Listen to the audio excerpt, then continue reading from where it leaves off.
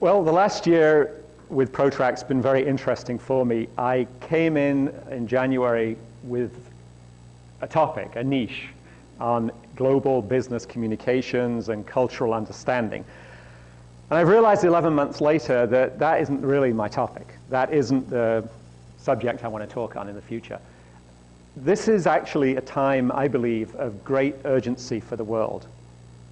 If you read the daily news, you can see any one of a number of scenarios that can play out in our lifetime and certainly in our children's lifetime. Take, for instance, global warming. You might have seen Al Gore's movie, An Inconvenient Truth, which played to, half full houses. It was taken up by some people. I was in the UK 2 weeks ago visiting my parents, and there's a report that's come out in the UK called the Stern Review, named after a government minister, Nicholas Stern.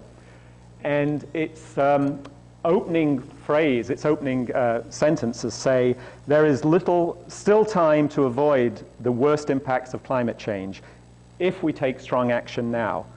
The scientific evidence is now overwhelming. Climate change is a serious global threat, and it demands an urgent global response." And the Stern report actually is an economic analysis that says in the lifetime of our grandchildren, there'll be a 20% reduction in global GNP due to climate change.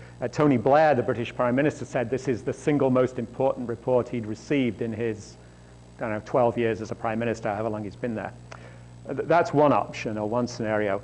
Another one you can quite easily follow in the news every day, and this again is highlighted in the UK recently, is the Al-Qaeda terrorist threat. There's a British government service called MI5, which is the secret service, and the head of MI5, her name is Dame Eliza Manningham-Buller. You couldn't make this name up. It really is her name.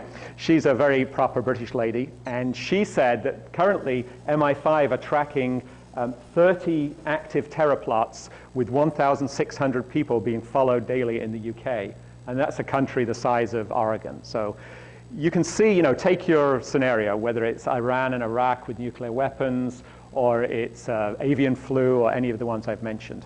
So given this, my sort of concern with whether, you kiss, bow, or shake hands before you seal a contract seems a little less than serious. So I'd like to offer everybody an option. And it's this book. I didn't write it. It's called Not Two is Peace, and it's by my guru, my spiritual teacher, who's a Western-born adept called Adidar Samraj, and it's only just been published. So you are probably the first people in Northern California to see a copy. I think there's about 100 copies currently in the world.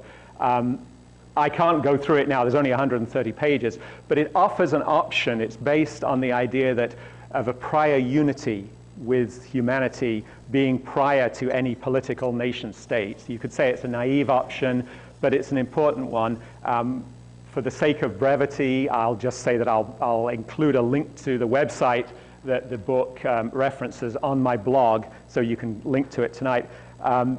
There's a very simple rule that Adidar proposes, which is that cooperation plus tolerance equals peace. And I'd offer that that's going to be more important in the long run than the cultural communications we adopt in business.